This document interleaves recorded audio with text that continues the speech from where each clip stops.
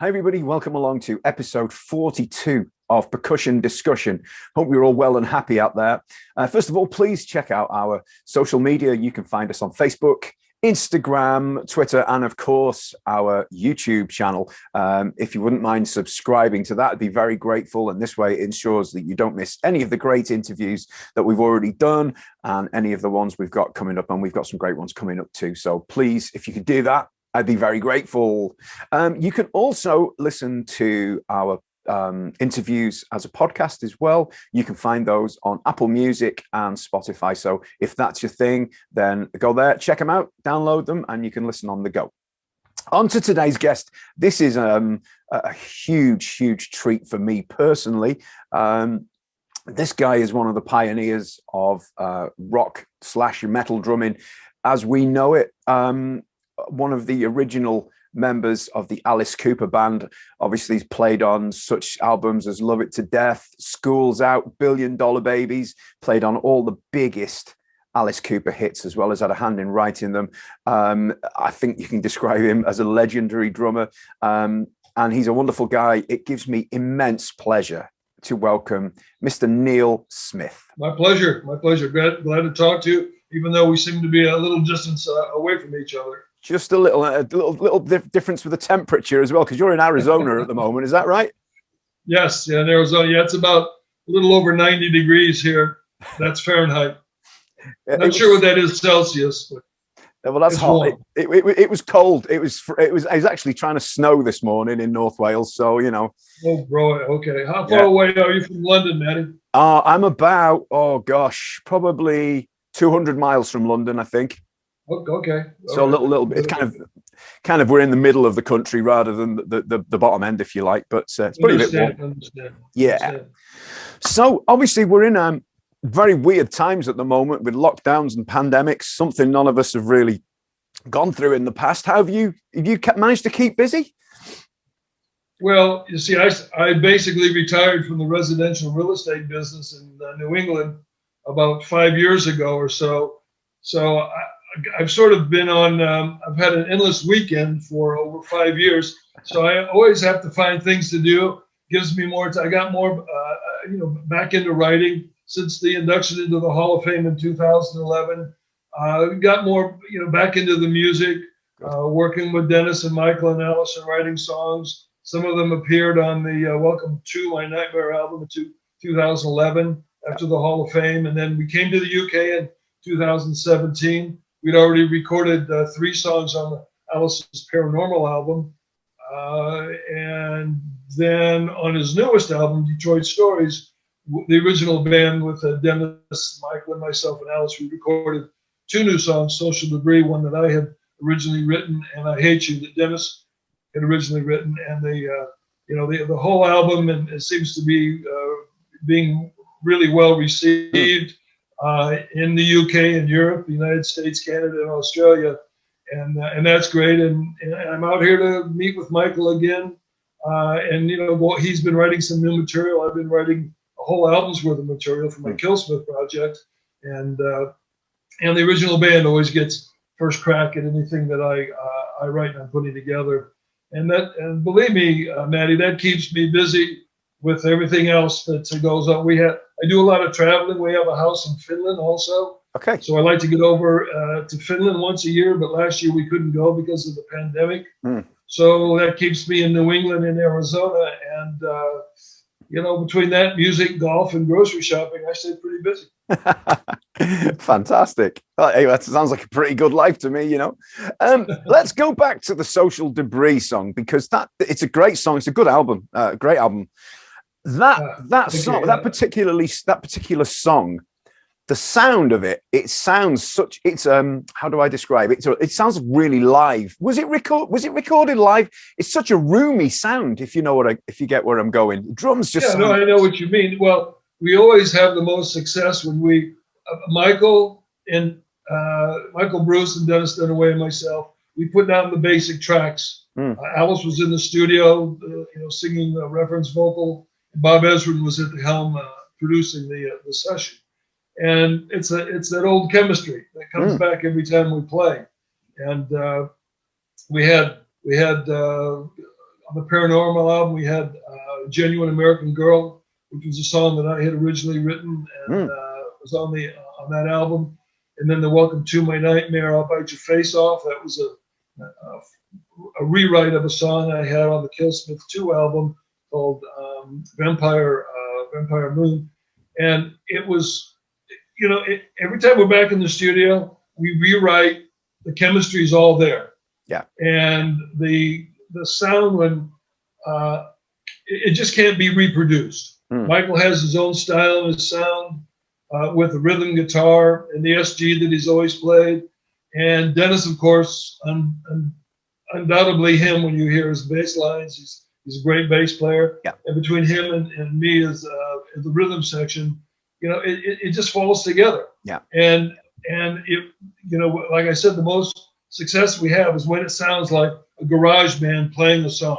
You know, there's overdubs and, you know, you clean up the tracks. This day and age, there's nothing like it used to be recording.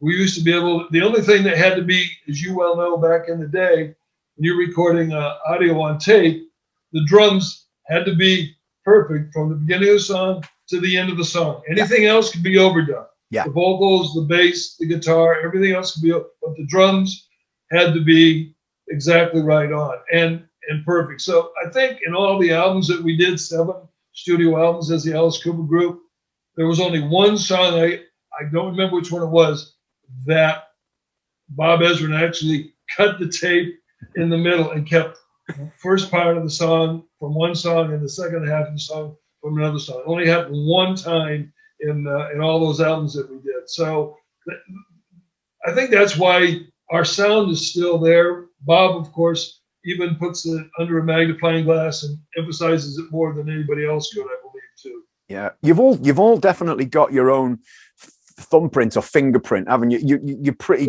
easily easy recognizable, you know, when you hear it, which is a great thing. At that point, that's it. The job's done, isn't it? I think. Well, in this day and age, when everything seems so homogenized and all the sounds seem so much the same, that's what I miss from the 60s and 70s. Every drummer had their own sound. I mean, even in the Yardbirds, Jim McCarty had his own sound. Ringo did. Charlie Watts, of course. Keith Moon, Ginger Baker. They all had their own sound on their drums. They were able to record the way they played, the way they tuned their drums, and really with you know, sampling drums and everything now, that doesn't really exist anymore. Yeah. So, but we still do it. Bob does not sample my drums. Those are the actual drums that I play, and you know, we work from there. Well, if it's good enough for those classic albums, it should be good enough for now, shouldn't it? It's a simple fact. Well, I mean, still, even with the technology of recording today, I think you take in the things that we've done off of Alice's last 3 albums, and you compare them sound-wise. That's the technology in the studio, the microphones, the equipment. It's far superior, but he still captures that essence, that element of, you know, what and how we sounded, you know, back in the day. Yeah, and rightly so. I mean, speaking of back in the day, can we go back, Neal, to kind of where music began for you? What were your first memories of music, if you like? I mean, forget drums for now, but we'll get to that. But what's your first memory of music, you know, as a youngster? Well, my mother was she played the trombone in a marching band in high school in the 40s during World War II. So she was a big fan of Glenn Miller, trombone player, and Benny Goodman, Gene Krupa, all the classic swing era musicians. And so I grew up not only with rock and roll on AM radio in the Midwest in Akron, Ohio, coming out of Cleveland, Ohio. Also had the big band sounds all around me all the time. Yeah. And I love the music of the big band era. And then, of course, when rock and roll came with Elvis and everybody at Fats Domino and Chuck Berry and all the other greats back in the day, Chubby Checker, and there were all the dances that came along, Little Eva, The Locomotion, Mashed Potato. I mean, all those songs just really got me into music. Yeah. And my mother, because the only instrument we had was the trombone, I started taking trombone lessons. Oh, right, okay. And in school, and it was a disaster. I mean, it was the worst. I was banging on wooden spoons on pots and pans since I was a little kid. Like a lot of drummers, did as a little kid before you have drums. Yeah. And so the trombone didn't work out for me. And my cousin, by this time I was in still elementary school, maybe 5th or 6th grade. I had a cousin who, and aunt and uncle, very musical family. They had a big dairy farm in Ohio, but they all were very much into music. And he had a snare drum. He loaned it to me, and I took it to school and started learning the snare drum in about the 5th or 6th grade. And first of all, my music teacher was much happier that I was playing a drum than playing a trombone. So that was the good news. But this is well before the Beatles and the British invasion. This was when, the 50s into the 60s, when the music was making that transition from rock and roll in the 50s to what was going to become the surf sound, the California sound, in the early 60s, when I got into the Beach Boys big time. And by then, I was in marching band in school. I was in the orchestra, taking private lessons as well as lessons in school. So I learned the snare drum, all the rudiments. Alex Dunthart, who was one of the big pipe and drummers from the 50s, was one of my inspirations too. People talk about drum inspirations. Yeah. And pipe and drums were a huge inspiration because I was in the marching band. Sure. And as a matter of fact, there was one time at Derby Downs in Akron, Ohio, they had the annual soapbox derby with the kids that build their own soapbox derbies. And a couple times I marched down the hill in a pipe and drum band. And so anything I could do to get my hand on a set of drumsticks and play my snare drum. Yeah. And that's even why in the song "Killer" of the Alice Cooper group, when we executed Alice, I'm there with the snare drum in front of the gallows playing the death dirge on the song "Killer."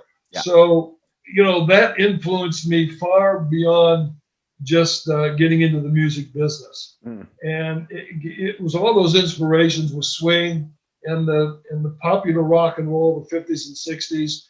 And then forget about it. The British invasion, it was all over. That's what I definitely was going to do. And I had been playing drums. I got my first set of drums in 1961 when I still lived in Ohio. 1963, I moved from Akron, Ohio to Phoenix, Arizona. And of course, the story there later, a few years later, I met the guys, and we eventually became Alice Cooper and the best friends in the world. So it all stemmed from those early days in elementary school when I was exposed to music through my family, with the music from the 40s, the 50s, and the 60s.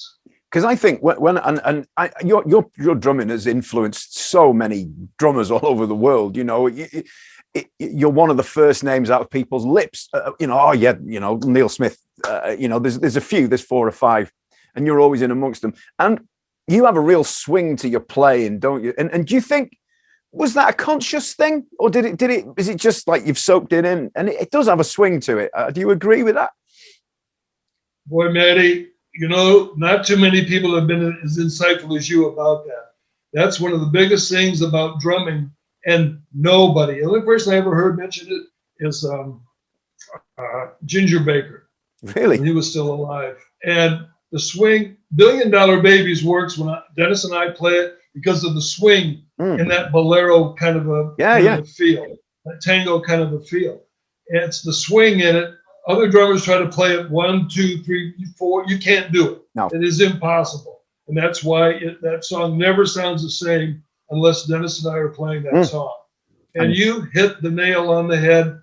I praise you for that, because that is a huge part. And that goes back to this quote unquote the swing era, where all those bands had that. And that's when you snap your fingers and snap your feet, and you tap your feet to the offbeats and the onbeats. Yeah. And that's what you have to be aware of. And that's what we were all the time.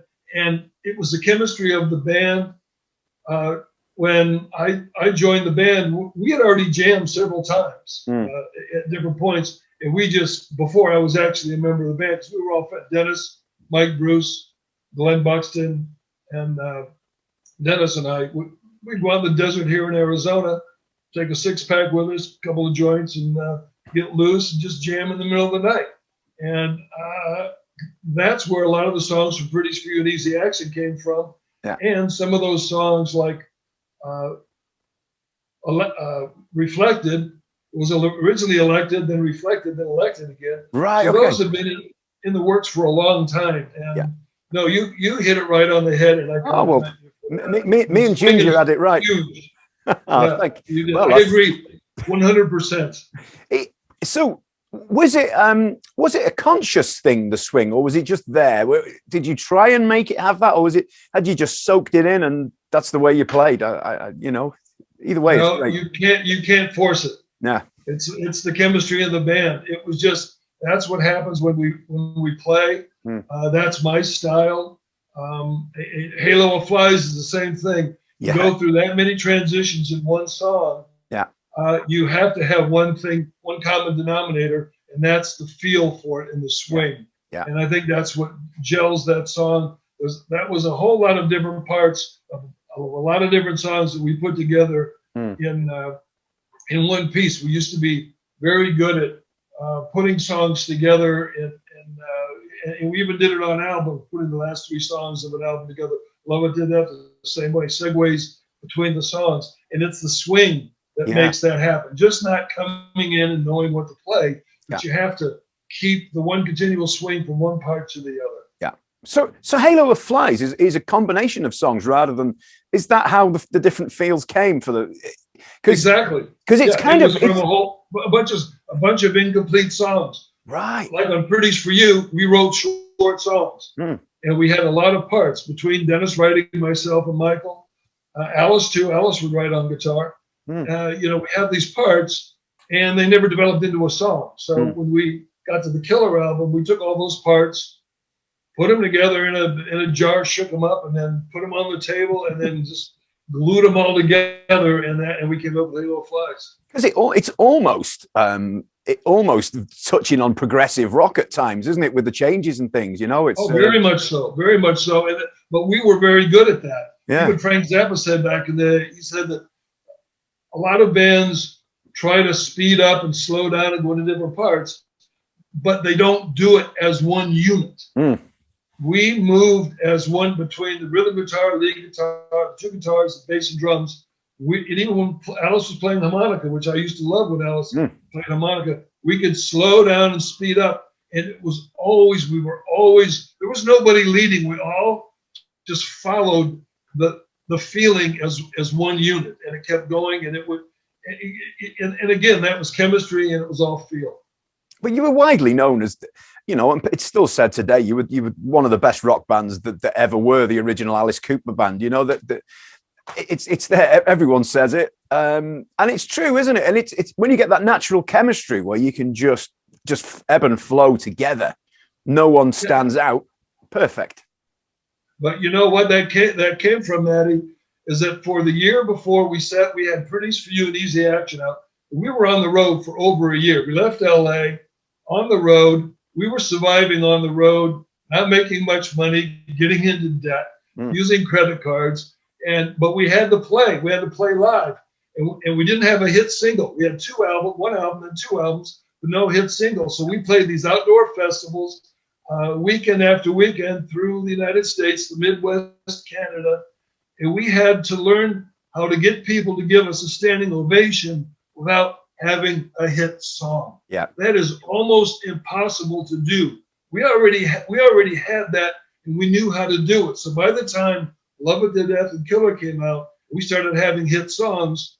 The rest was easy for us. Yeah, sure. We had already been getting people to have standing ovations without having a hit song, just by what we did on stage. Yeah. And we learned the Chambers Brothers were a great live band back in the day. They could, of course, they had a huge hit song with Time, but they were great live, better live than anywhere. Yeah. And we learned from them. We learned from a lot of other bands, and we learned from ourselves just by doing it. And by the time we had a hit album, everybody go, well, what did you think when Love It to Death came out and you had I'm 18 and Caught in a Dream, very popular songs off the album? He said, well, we thought there were going to be hit songs off British for You. It took us three. I mean, we were so ready for everything. Yeah, yeah. And we could sell ourselves on stage. We could make a stage show around any album that we recorded. And by that time, it came as natural as the swing, the feeling, the chemistry. Yeah. And the only missing ingredient in that whole formula, because we had a record company, we had management with Shep Gordon and the Live Enterprises and Joe Greenberg. Yeah. We needed the producer, and it was Bob Ezrin that came in, took an 8-minute song like I'm 18, puts it down to a 3-minute single, and then the magic starts happening after we have some hit songs. Do you remember when I'm 18 came out? Can you remember the you know, everything happening, everything sort of going through the roof? I mean, you were already a massively successful band. I guess it's just opened it up to more people, to more ears. I guess that's the way it worked. Well, I think the biggest thing that we noticed, Matty, was that George Harrison had a song out called My Sweet Lord, which is a great song. And they were both climbing up the charts in the Midwest. And I'm going, oh my God, we're in competition with one of the Beatles. I can't believe it. And I still think I love all the Beatles, all of them. But I still think George Harrison was the most commercially successful Beatle after the breakup. I loved his songs. I loved his style. I loved his guitar work. He was phenomenal. And unfortunately, again, we lost him way too soon. Yeah. But I just couldn't believe that I'm 18 was climbing the charts in the Midwest and in Canada, Chicago, Detroit, Cleveland, Toronto, and we're in competition with them. And we're listening on the radio and they play My Sweet Lord, and then I'm 18. So that, I think, was the last shock and the biggest shock, because like I said, we were so ready by then. Yeah. So after that, then it was just us against the world. Yeah. You must have been a promoter's dream to send out on the road. You really must, because, you know, the show, the songs, the well-oiled band, just you can't fail. And I think that's what we gave Shep Gordon and Joe Greenberg, our managers at Live Enterprises. They had the balls and the nerve to promote a band that had been totally laughed at all of our career. Everybody thought we were a joke. With 2 flop albums, lucky as hell to even get a third shot with Love It to Death. But we were able, between them and our new production company with Nimbus 9 out of Toronto, which also gave us a foothold in Canada. Yeah. So now we became an international act. And we probably one of the easiest things was, well, most difficult as well, figure out which part of the story we would be promoting on any given week or month. And with all the craziness that was going on between the snakes and the chickens and the guillotine chickens, and the electric chair. I mean, I love it when somebody used to do a bad review about the band and they talk about all these things. I'm going, just what you just said. Any kid in the world that loved rock and roll would want to see this show. There's never been anything like it. They said, oh, well, this is, so negative and, anti-Christian or whatever, anti-social. And that's where Social Debris came in. Yeah. Because even when I wrote that title to the song that eventually became the song that was on Alice's Detroit Stories album. Yes. People, I mean, we wouldn't let them, but they were treating us like social debris. We were really outcasts among the outcasts. Talk about, you had all the different groups back in the 60s between the gay community and the racial communities. Nobody really talks about not even hippies, but long hairs and the musicians. That we couldn't find a job. The way we looked, we could not go anywhere in the 60s, early 70s, ever find a job. We had to survive with our music. Yeah. And we all made that commitment a long time ago, way before our hair was in the middle of our backs. And believe me, we went in a lot of places that were real close to getting into fights. Yeah. And so we knew about that. So we felt like social debris. and a term that we didn't really know or understand at the time, but it was a great statement and comment about, you know, those early days. Yeah. Well, I think, you know, I think you did a fine job of it. You know, you got nothing to prove, have you? Let's be honest. The back catalogue of songs alone is just phenomenal. One of the first albums I ever had was Alice Cooper's Greatest Hits, which I remember. I was a kid, and I don't know if you have these shops in the States. There's a shop called Woolworths. I don't know if that's a worldwide brand or not. Sure, yeah. Yeah, Bought and my first BB gun there. Oh, there you go. Well, I bought this. I bought this album purely because the cover was cool. Didn't know anything about it, and I got it home. And, oh, listen to this! So that quickly escalated into buying everything, you know, that you could from secondhand record shops. So, yeah. and the songs are just. There's one thing that I have to ask. All the songs, nothing is four on the floor. Nothing is easy. It's all got. I can hear the rudiments that you learned from March, and you can hear them. Oh yeah, I like to thank you. I like to call myself a rudimentary drummer, and I can tell the difference between, you know, people listen to one song by any drummer, whether they were schooled on the rudiments or whether they just, you know, picked up a set of drumsticks and started playing a drum, started banging away. So I can tell, and that's another great thing to point out, and I appreciate that. Oh, hey, it's my pleasure. But it's there for all to hear. You know, if you're a drummer, you should be able to pick things like that out. I'd hope, if you know them yourself, of course. But it must have been, because Alice isn't known for talking much in between songs, is he? It's one thing to another, and it must have been a tiring gig. I guess I know you were all young guys, but it was full on, wasn't it? Yes, it was. And the reason we never wanted to talk between songs, because we weren't that kind of a band and go, hey, how you doing? You know, rock and roll. Fuck that shit, man. And we wanted to go up there and create a mystique. Yeah. And our whole thing was, I mean, the album covers from the album, the image goes back to when I saw Brian Jones the first time on stage at the Memorial Coliseum in Phoenix, Arizona, 1964, on their first tour. I thought Brian Jones was. I was a big fan of Brian Wilson, drummer of the Beach Boys, because he had his long blonde hair and surface style. That's how my hair looked then. Yeah. When I saw Brian Jones, I go, man, he has out-cooled the Beatles. First of all, he's got blonde hair, and it's longer than any of the Beatles. And he stood up there so cocky with his Ovation teardrop guitar. And I said, image is what it's all about. And I've always said the triple crown of success: write your own music, master your guitar, and then on stage have a great image and have a great presence on stage. Yeah. And I learned that from Brian Jones. Yeah. So these things were important to us. We learned those early on, and I think that was one reason when people still look at the band in those pictures is, like you said, you look at the Greatest Hits album, and the guy that Drew was the guy from Pacific Pioneer that did that rendering on the cover, on the inside and the out and the back. And he really got the essence of the band in that picture. The only thing on the inside cover, I stand a lot taller than anybody else in the band. Yeah. And he has to be the same height as them. I wasn't happy about that, but you know, he did a great rendering, and it's a great album.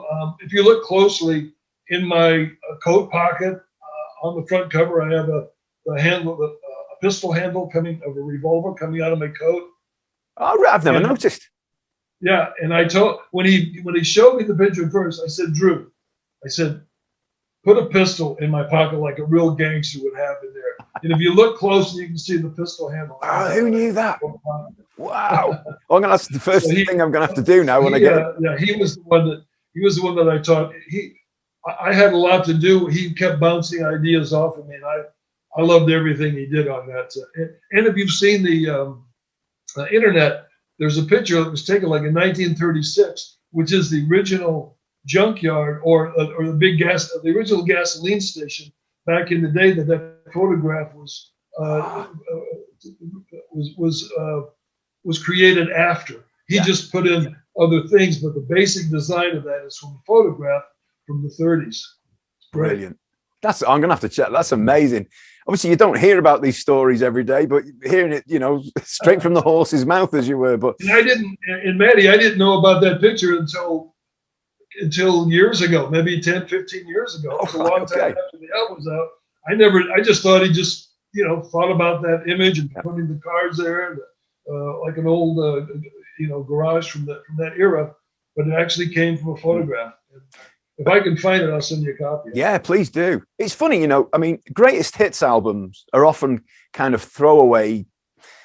They're not, it smacks of laziness sometimes. Our greatest hits, we'll just put that. But yours stands out as a standalone album on its own for me, because it's one of the first ones I bought, and Well, the one song that we needed as the filler, and it's certainly not a filler, is, and I kind of suggested it when they were looking for extra song, was Desperado off of the Killer album. Desperado by no means is a filler song. It's a great song.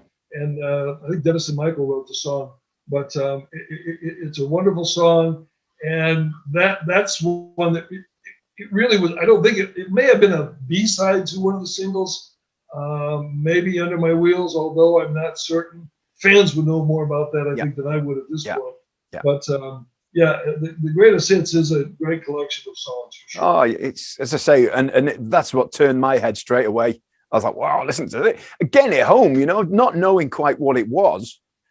I could see the long hair, and I thought, I'm probably going to like this, and I put it on, and it's like, wow, I must have listened to it for about 6 months solid, and I've probably bought another one since, so it's probably not the original one. But now, look, if you don't mind, Neal, I've got a question from a good friend of mine, Robb Reiner, who plays drums with the Canadian heavy metal band Anvil.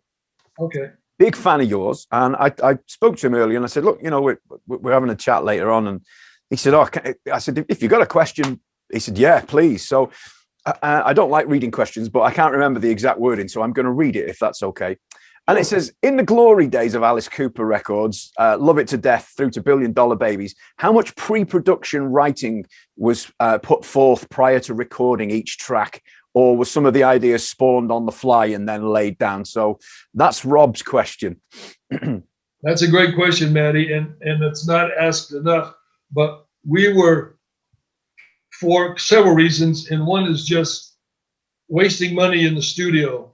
We always had, even in Michigan, when we were doing the pre-production with Bob Ezra and Jack Richardson for Love It to Death and Killer, we had a big studio in one of the barns. There was a big heated area in the barn. We had, bigger than a stage. And so we would literally do every single note in pre-production, and we did it with Killer. We did it with Love It to Death. By the time School's Out came out, we were living in Greenwich, Connecticut. We had another big studio. This is a huge mansion from the 20s that we lived in, and they had a very, very large area that, again, we had enough room for a stage, and we did all of our pre-production there. So, but when we went into the studio, we didn't go in for 3 months to start writing songs. In that era, Michael was writing all the time. He was our main writer. Dennis was writing, and I was writing. And Alice was always working on lyrics, which was his main job. Although, like Second Coming was a song that he wrote on his own. So everybody was right. So there's always songs just coming and coming and coming, and they would all get recorded. There's no songs that are on tape somewhere that were extra songs. I've been asked that many times too. So pre-production was very important. We went in there to do one job, get the song recorded as quickly as possible. That's why I said the drums had to be perfect from beginning to end. I mentioned that before. And the only way you can do that is by working everything out. Example, $1 Billion Babies. Bob had really an idea more than the flams in the beginning that I have on the beginning of the song. He really wanted that song to be straighter all the way through. Right. And then when he heard what I was doing, he goes, that sounds very interesting. I like it, but you got to play it perfect from beginning to end. So again, I did it, and that's the way forever it was. And I knew it would be, because I still, there's a beat and a swing to that song that's never changed when I play it, and nobody else can match it. And same with everybody else in the band, all their parts. That was all learned and done in pre-production. We went in the studio and band knocked them out. And we would record the basic tracks probably within a couple of days. Sometimes we would do maybe a third of the album or a half of the album and come back in, a week later and finish it up. But all the work, all the big work like that was done outside the studio. Anything, if there was addition of strings or horns or instruments, I'm sure Bob Ezrin already had that in mind, like in Desperado, the cello in Desperado. Yeah. He probably had that in mind. Bob Ezrin would play keyboard. Michael Bruce would play keyboard on songs. Yeah. But again, pre-production was very, very big for us. So Bob would have been there while you were doing all the pre-production stuff. Would he been there with you? Absolutely. Yeah. He was there 100% of the time while working on it. If for some reason, that was his job. This was his first band he ever did. Was it? Jack Richardson would be there. Yeah, Bob Ezrin, Love It to Death was his first album. I didn't know that. Oh yeah, and then Killer was the second. So he was an engineer. I mean, he just started with Nimbus 9, and he was like the new kid on the block with the studio. And Jack Richardson got together with us for Love It to Death and for Killer, but the majority of the time Bob was there with us working, and he was like he became literally the sixth member of the Alice Cooper band. Wow. That's the way to do it. Rob asks one more question. I think you've answered that really comprehensively. It's interesting, that as well. So thank you for that, Rob. And his last question, Rob is a real vintage snare drum collector. So this question crops up a lot with Rob. What snare was used on the majority of those records? Was it one drum or was it different drums for different things? Well, I have everything from, I'll tell you the ones that I did use all the way from Pretties for You through it would be through Muscle of Love, and that would be Rogers Dynasonic snare, right? The Ludwig was it a Ludwig Dynasonic? I don't remember. No, Rogers Dynasonic it was.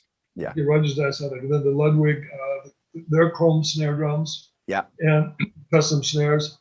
And that was pretty sure an easy action. And then Love It to Death, I was sponsored by Slingerland. Okay. So I had the Slingerland chrome drums. I remember them. And a chrome snare drum, and I think I had a 5 and a 6-inch snare, the thinner one and the deeper one, for that Love It to Death and Killer. And on $1 Billion Babies, I'm not sure what I used, because by that time I had a pretty good collection of snare drums. Sure. But I was still using $1 Billion Babies. I was still using the Slingerland. Yeah. It was during that time period when we were at the studio, Morgan Studio, recording the last tracks, which $1 Billion Babies was one of them. Right. And that's when Donovan was there and came and did the vocals on it. But that was when I went to Premier Drums outside of London. Yeah. And they became my sponsor for the $1 Billion Baby tour and the Muscle of Love tour after that. I remember this kit so well. Yeah, so by that was the Mirrored kit. So by the time Muscle of Love came around, I was playing all Premiers plus the Premier snare drums, which I had I think it was the White Pearl snare drum they had. Not quite sure of the model. And then I had a 5-inch and a 6-inch Premier chrome snare drums that I used too. So those were the drums that I used, and I enjoyed all of them. And great drums. To this day, I still tend to use those drums for my Killsmith project. The only set I've gotten, I have all the drums except the Premier kit. I think it was 2015 or 16 at a big auction with Heritage Auction down in Dallas, Texas. Yeah. And that, along with the Guillotine, the original Guillotine that the Amazing Randy built, and the Premier mirror drums, I sold both of those in the auction.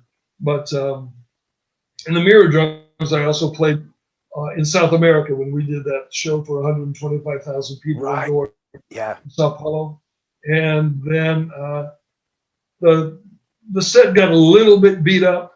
I put it back together again and used it on when Michael and Dennis and I put the Battle Axe album together. Yeah. I used some of the premier drums on that album, the Battle Axe album, with the $1 Million Baby Band.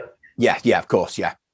What was So that? those are the snares I've used over the years. But I have Camcos, and I have other Ludwigs. I think I have probably a dozen or Gretsch.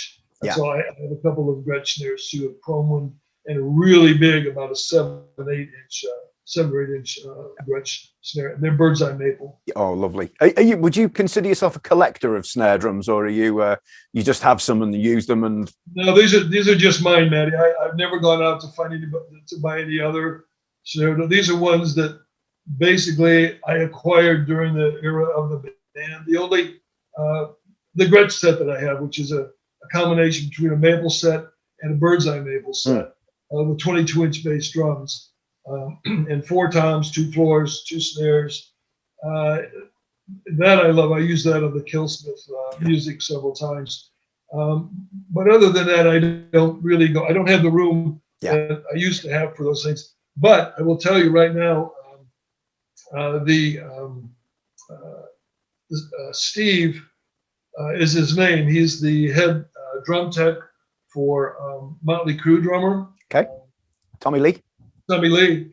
And he also has his own snare drum company here in Phoenix. I believe it's DTS, Custom Snares. And he's actually making a snare drum for me as we speak. It's called the Platinum God. And it is the hardware from a 60s vintage Rogers Dynasonic. Yeah. And the wood is about 6 different plies of 4 different woods, all the way from cherry and maple and birch and hickory. It's a 6-ply wood snare drum, 14-inch, and I think it's 5 inches in diameter, or in the width height. Yeah. So I think it'll be a pretty awesome drum when it's done, and it's going to. It's like I said, it's got a badge, a special custom badge that I designed with a snake on it, my Kachina snake, and it says the Platinum God on it, and so that will be on any future recordings with the original Alice Cooper group. That'll be the snare drum. I used his snare drums for the 2 songs on the Detroit Stories. Oh, right. Okay. Yeah. Wow. Incredible. I mean, you know, we could quite happily talk I could happily talk for hours. I'm sure you've got things you'd rather be doing, but, you know, Neal, this has been a real pleasure. I've got so many things that I've managed to ask you, which I've wanted to ask for years, you know, and it's brilliant. So thank you so much for giving up your time so generously. I really appreciate it. Nettie, you're welcome. You know, we'll be doing some work, hopefully, down the road in the future. And if you have any other questions at some other point, you want to chat, I love your questions, and they're very smart, and they're not the normal questions, because it's drummer to drummer, and I dig that. So that's very cool. But I appreciate it, man. Kind of you to say. I really appreciate it. Thanks, Neal. Take care, my friends. See you soon. Bye bye. Take care. Stay safe. Thank you.